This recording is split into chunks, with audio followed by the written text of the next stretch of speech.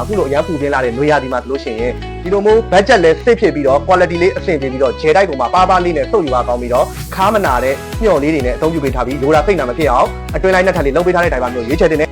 အခုတစ်ခါဒသိတ်လို့ကလေးဒိုင်ပါလေးတွေရောက်ရှိထားတယ်ဒီရောက်ရှိထားတဲ့ဒိုင်ပါလေးတွေကတစ်ထုပ်မှာပါဝင်တဲ့ခုရလဲတော်တော်လေးများတယ်သူ့ရဲ့ quality လေးကလည်းဆိုလို့ရှိရင်ပေးရတဲ့ဈေးနဲ့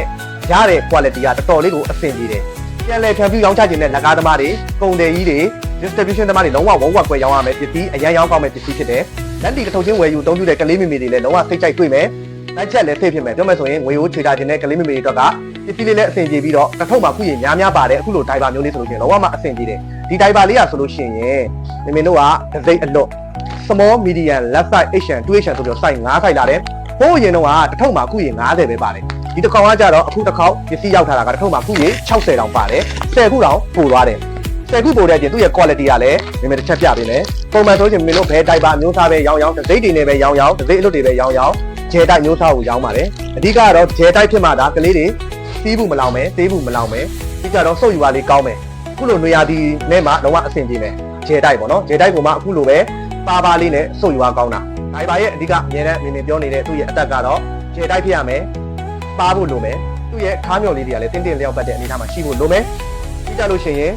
ဒီမှာအတွင်းလိုင်းတစ်ထပ်ထပ်ပါမယ်ပြောမယ်ဆို2လိုင်းဖြစ်ရမယ်ဒါမှယူရာစိတ်နာမဖြစ်မယ်အခုလိုခါးမျော်အဆင်ပြေတာလေးဖြစ်မှဒါကလေးတွေနားတာချင်တာမဖြစ်မယ်